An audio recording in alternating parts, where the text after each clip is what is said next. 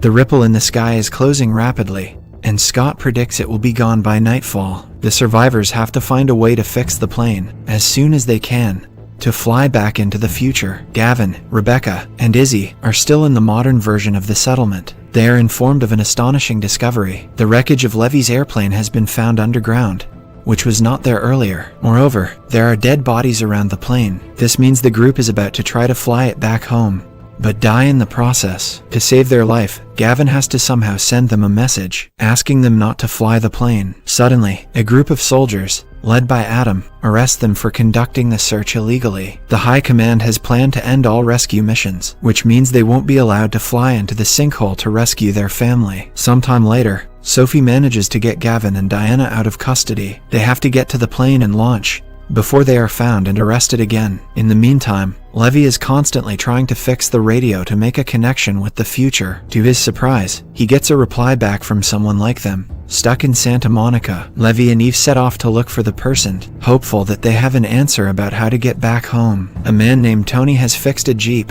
which is helpful since they do not have much time before the ripple disappears. When they reach the beach the next morning, a woman points a gun at them. After calming down, she reveals that her name is Diana. She was a crew member of the sinkhole exploration team that came here 3 years ago. Not just that, but she is Sophia's fiancée, and has been dying to see her for the past 3 years. The dead body Levy and Eve found in the civilization belonged to Diana's partner, who went to look for the wreckage when they fell. Diana is also a mechanic, and their plane wreckage from 3 years ago has the spare parts that Levy needs to fix his aircraft. They finally have hope that they can return home before the ripple disappears. A while later, Lily wakes up and tells Ty that Veronica was also kidnapped by their father. She doesn't think she is a bad person and wants her back. Ty understands her concern and decides to go looking for Veronica later. Then, the group selects the name of people who will get on board the first flight. Once the plane is fixed, Josh and Lucas are also selected, much to the relief of their mothers. Before leaving, Lucas has to get his stash, so he and Scott go into the woods looking for the spot where he buried them. They do not find it anywhere, but come across a chest filled with blocks of gold. It is from the American Civil War, which means someone from another past has also landed here, presumably through a ripple. Suddenly, a drone falls from the sky and lands a few miles away. When they check the wreckage, they find a message from Gavin. It asks them to avoid boarding Levy's plane at all costs,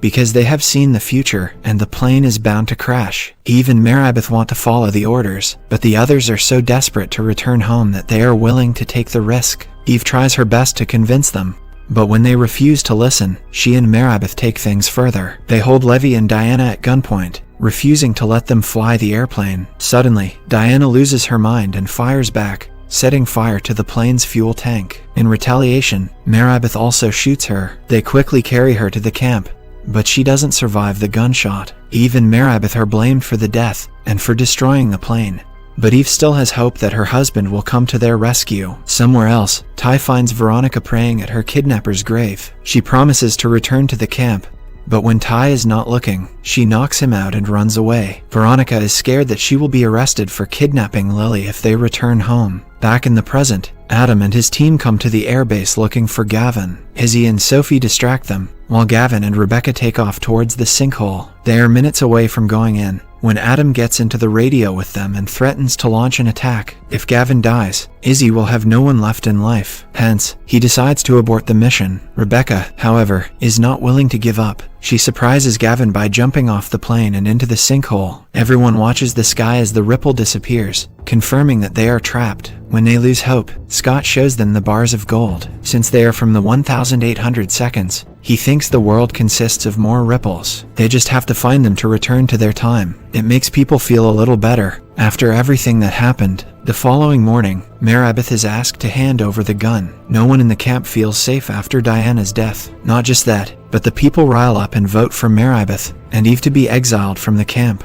Both Josh and Lucas vote in favor of the exile, furious at their mothers for what they did. Meanwhile, Gavin is yet again arrested and made to sign an NDA. He can now never talk about the sinkhole and the survivors to anyone without getting punished. The punishment could have been worse, but the High Command has decided to let him off the hook this time. Gavin then meets Sophie. He reveals that before jumping off, Rebecca asked him to remember the day it all started. 1988, November 6th. It was around the day Gavin was adopted by his family. He thinks the visions he is having are related to his birth. Hence, he will get the answers when he finds out who his real family is. Sophie does some digging for him and discovers the address of the church that gave him over to the CPS. They go to the said church and meet an old woman who remembers Gavin. She reveals that he wasn't alone when he was found. There was a 12-year-old girl walking down the street with him. They didn't remember anything, not even their names, so the church handed them over to CPS. Gavin is shocked because he doesn't remember being with a girl at all. Sophie takes the responsibility to find out where the girl is now. Back in the past, Ty, who is still injured, is saved by a native named Para. She brings him to a cave and stitches his injury. She is also the leader of the tribe that attacked Eve and the group yesterday. By talking to her, Ty realizes the natives are not bad people.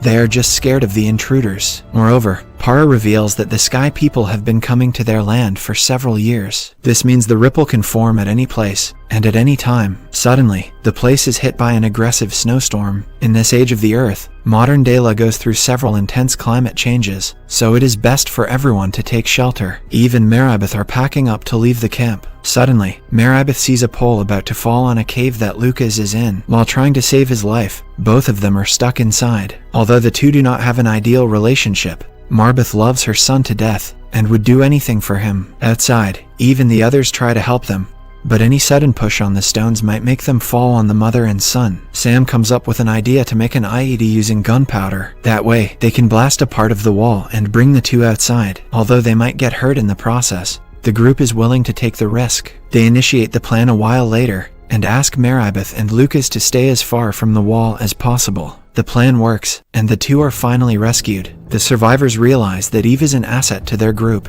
Hence, she and Meribeth are allowed to stay in the camp. Similarly, Ty and Para also wish farewell to each other after the storm. Meanwhile, Gavin and Sophie discover the girl Gavin was found with in his childhood is named Ella. She is an artist who lives a few miles away from them. They go to visit the woman, but find her gallery empty. Gavin is surprised by the most recent structure Ella created, the print of a hand made up of stones. Somewhere else, Izzy meets Sam's son Andrew in school. The two bond over the shared loss of people in the sinkhole. After the storm, the mushroom supply of the camp is destroyed. More such storms will come in the future, which is bound to make their life difficult. If they want to survive, the group will have to use the land to farm. Suddenly, Lily notices someone running away from the camp and alerts everyone. They go running after the person and find out it is a kid, the same one who helped Eve and Levi when they were trapped in the fort. He introduces himself as Isaiah and claims that he means no harm. They bring him back to the camp and dress an injury on his palm. Lily and Isaiah make friends with each other because Isaiah doesn't really have one back home. Eve suggests they take the kid back to his tribe and maintain a diplomatic relationship with them. That way they can learn to farm and build houses from the locals. She, Levi, Isaiah, and Ty make their way to the fort on the jeep. On the way, the kid reveals that he has been watching them since they got here. He saw Eve falling, her reuniting with her son, and everything else. This is how he knew they weren't bad people when they were trapped inside the fort. When asked why he was watching them all this time, Isaiah says that it was an instinct. He wanted to make sure they weren't hurt. Suddenly, their jeep is surrounded by a bunch of natives. They bring them to the tribe and in front of their leader Para. Isaiah's grandfather Silas is enraged that his boy was put at risk. But when Para finds out that they were taking care of him, she is thankful. Eve asks the tribe to teach her group about hunting, farming, and building. She wants to maintain a peaceful relationship with the tribe, and Para is in favor of it. She shows them the farmland and promises to send some men to teach them how to grow crops. Para also reveals that the first visible ripple happened about 60 years ago.